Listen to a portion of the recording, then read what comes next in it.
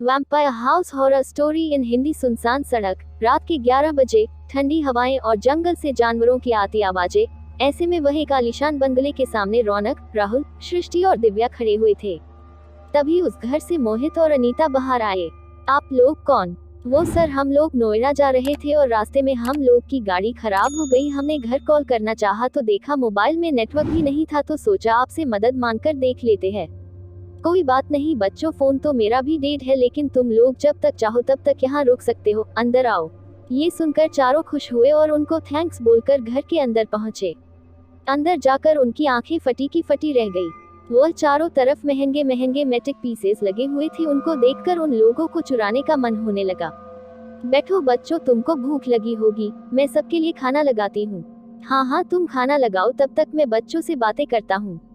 ये कहकर मोहित ने बच्चों के साथ डाइनिंग टेबल पर बैठकर बातें करने लगा। रौनक ने उसके करीब बैठे राहुल की तरफ ध्यान दिया तो देखा उसकी बैग पर चाकू रखा था।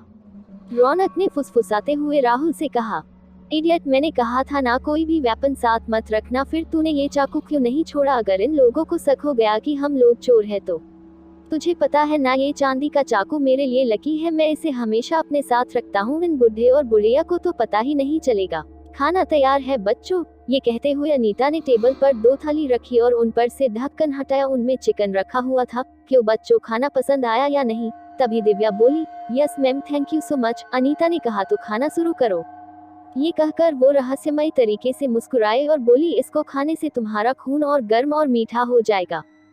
बच्चों, हमारा घर बहुत बड़ा है और इतने दिनों बाद यहाँ कोई मेहमान आया है, इसलिए हम चाहते हैं कि सारे कमरे भर जाए, तो जो कमरा जिसको पसंद आए आराम से अलग अलग कमरे में ठहर जाओ।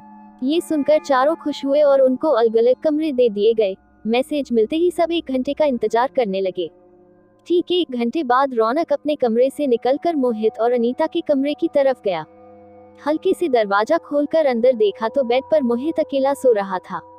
ये तो और अच्छा हुआ कि ये दोनों अलग अलग सो रहे हैं। ये कहकर वो दबे पांव कमरे के अंदर दाखिल हुआ और चुपचाप अलमारी की तरफ जाकर उसे खोलने लगा। वो अलमारी खुल नहीं रहा था, उसे लगा कि वह लॉक है। फिर उसने देखा कि मोहित के तकिए के पास एक चाबी रखी हुई है। उसे लगा कि वह चाबी उस अलमारी की है। वह जैसे ही वह चाबी उठाया, मोहित ने उसका हाथ पकड़ लिया। रौनक डर गया। मोहित ने भयानक अंदाज में हंसते हुए जैसे ही अपनी आंखें खोली, रौनक के मुंह से चीख निकल पड़ी। मोहित की आंखें रंग बदलकर लाल हो चुकी थी और उसके 2 दांत भी बड़े हो गए थे। मोहित उठा और रौनक चिल्लाकर उससे दूर हो गया। हंसते हुए बोला, क्या हुआ मोहित, चोरी का इरादा कैंसिल कर दिया क्या? रौनक चिल्लाया और दरवाजे की तरफ भागा, लेकिन वो दरवाजे की तरफ पहुंचता इससे पहले ही मोहित ने पीछे से उसे पकड़ लिया और भयानक अंदाज में हंसा और बोला, आज इतने दिन बाद ताज़ा खून पीने को मिलेगा। इतना कहते ही मोहित अपने तेज दांत रौनक की गर्दन पर लगाकर उसका खून चूसने लगा। कुछ ही मिनटों में उसने रौनक का सारा खून चूस लिया और कुछ देर तक छटपटाने के बाद रौनक ने दम तोड़ दिया। फिर मोहित ने हंसते हुए बोला, वैम्पायर हाउस में आपका स्वागत है। लगता है रौनक सारा माल लेकर फरार होना चाहता है। 1 घंटा तो हो चुका, अभी देखती हूँ कि ये है कहाँ। ये कहकर वो अपने कमरे से बाहर निकली और बाहर हाल में पहुंची। उसे वहाँ कोई दिखाई नहीं दे रहा था। तभी पीछे से आवाज आई, यहाँ क्या कर रही हो दिव्या, कुछ चाहिए था? यस मैम, वो मुझे प्यास लगी थी। आओ मेरे साथ, मैं तुम्हें पानी पिलाती हूँ। ये कहकर अनीता ने उसका हाथ पकड़ा और किचन की तरफ ले गई। उसने दिव्या का हाथ बहुत जोर से पकड़ा हुआ था और किचन तक पहुंचते हुए वो दर्द करने लगा था। दिव्या बोली, मैम मेरा हाथ छोड़िए, दर्द हो रहा है। ये सुनकर अनीता ने जैसे ही दिव्या से नजरें मिलाई, दिव्या के मुंह से चीख निकल पड़ी। अब अनीता भी 50 बन चुकी थी और लाल आंखों से भयानक अंदाज से दिव्या की तरफ देख रही थी। उसके दांत भी खुखार हो चुके थे। दिव्या का हाथ ऊपर उठाया और उसकी कलाई पर अपने दांत गड़ा दिए और खून चूसने लगी। दिव्या जोर से चिल्लाए और खुद को छुड़ाने की कोशिश की, लेकिन नाकाम रही। वो अधमरी सी हो चुकी थी और अनीता ने उसको जैसे ही छोड़ा, वो जमीन पर गिर पड़ी। एक दर्दनाक चीख के साथ दिव्या ने अपना दम तोड़ दिया और फिर अनीता जोर जोर से हंसने लगी। राहुल अभी भी बेखबर अपने कमरे में बैठा हुआ था और वहां पर सृष्टि पहुंची। दोनों का तो पता ही नहीं चल रहा है कि कहाँ है। 1 घंटे के बाद उठने को बोला था। मैं भी रौनक की ही कॉल का वेट कर रहा था। तभी मोहित और अनीता उसके कमरे में गई और बोली, कोई नहीं बचेगा। मोहित और अनीता को 50 के रूप में देखकर सृष्टि डर गई और भागकर राहुल के पास चली गई।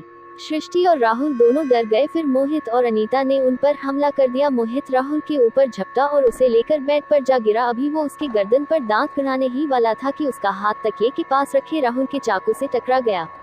मोहित चिल्लाते हुए उससे दूर हो गया। राहुल समझ गया कि ये 50 है और 50 चांदी से दूर रहते हैं। राहुल ने झट से वो चाकू उठाया और मोहित की तरफ पॉइंट किया। राहुल ने देखा कि अनीता सृष्टि के ऊपर है और उसके ऊपर दांत गड़ाने ही वाली है। उसने भागकर अनीता की कमर में चाकू मारा और वो चिल्ला उठी। वो चिल्लाते हुए जमीन पर गिरी और तड़पने लगी। उसके शरीर से जो खून निकल रहा था वो नीला था। राहुल ने जल्दी से सृष्टि को खड़ा किया और दोनों बाहर की तरफ भागने लगे। मोहित गुस्से में उन दोनों के पीछे भागा। वो लोग जैसे ही मेन रोड तक पहुंचे, मोहित उनके सामने आकर खड़ा हो गया। वह बोला, तुमने मेरी अनीता को मारा है, अब तुम दोनों को कोई नहीं बचा सकता। ये कहकर वह राहुल का हाथ मोड़ दिया जिससे कि चाकू छटककर दूर जा गिरा। फिर सृष्टि को धक्का देकर वह राहुल पर झपटा। उसने राहुल के मुंह पर नाखून मारकर उसको घायल कर दिया था और अब उसके गर्दन पर हमला करने ही वाला था। तभी सृष्टि ने जमीन गिरा चाकू उठाया और भागकर मोहित की गर्दन पर चला डाला। मोहित भयानक आवाज में चिल्लाता हुआ जमीन पर ढेर हो गया। धीरे धीरे मोहित के शरीर से भी नीला नीला जहरीला खून निकला और वो भी खत्म हो गया। राहुल ने तुरंत ही सृष्टि का हाथ पकड़ा और बोला, चलो यहाँ से निकलते हैं। और फिर दोनों रात में ही आंखों में डर और दिल में खौफ लिए वहाँ से दूर भाग निकले और फिर दोनों की कभी भी चोरी ना करने की कसम भी खाई।